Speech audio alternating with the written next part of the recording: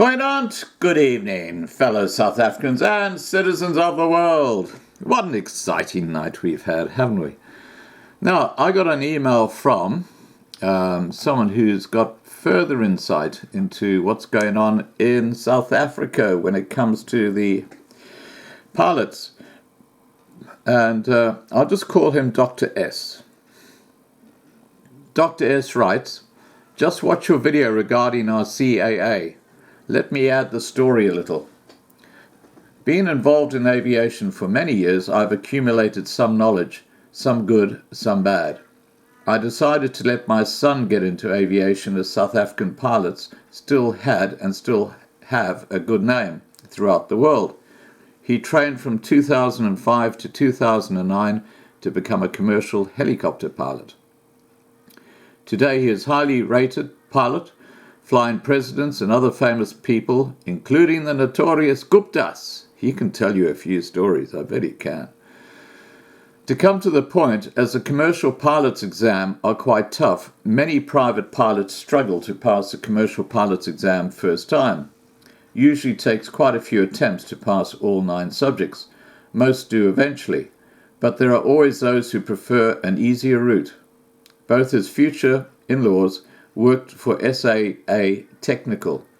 As he was discussing his progress with his future father-in-law, he was handed a business card, a copy of I have attached.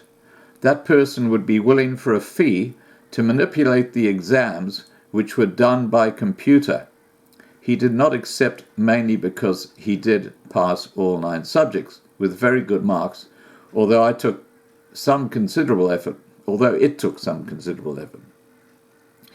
Also because he knew if it becomes known he would lose his license.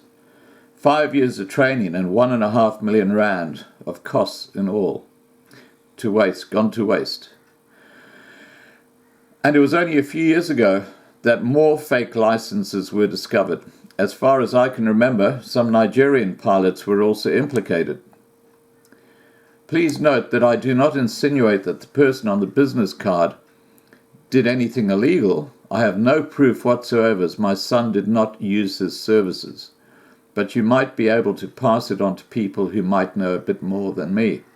For the record, I'm going to attach a copy of the card that this fellow refers to at the end of this email. And if someone wants to go and check this out, anyone in the media, have a look and see what's happening with this guy. It's only an allegation, but I think it's a very serious allegation. If you're letting people through with pilot licenses when they don't have the experience or the knowledge or the qualifications, that is a case set for disaster. So anyway, as I say, the card referred to here is directly at the end of this video. Regarding the Helderberg crash in 1988, I knew the captain and flight engineer of that ill-fated flight personally. Had the pleasure in 1982, when it was still possible to visit the flight deck, post-2001 it was, no more so. To spend some time with the crew on a flight from London to Johannesburg, just around the Horn of Africa, was amazing. Following another South African Airways 747, whose navigation lights we could see ahead of us. That Captain Smith was his name, was on his last flight before retiring from Taiwan to South Africa when they crashed.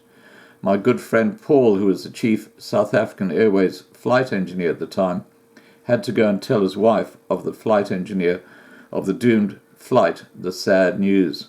He was also directly involved in the crash investigation, being the chief flight engineer. Just a few weeks ago, one of the smaller local carriers, CEMAIR, had to go to court to fight the grounding of their fleet by some CAA official. Turned out the official had no clue what he was doing, grounding the entire fleet. The court overturned the decision, but the damage was done. This must have cost an awful lot of revenue. This can be the last straw for a small carrier. And then he signs off. But, you know, you can see what's happening, can't you? Everybody's in for the take. Now, please remember to subscribe to be kept informed. Ring the bell for the updates and have a great evening. Bye for now.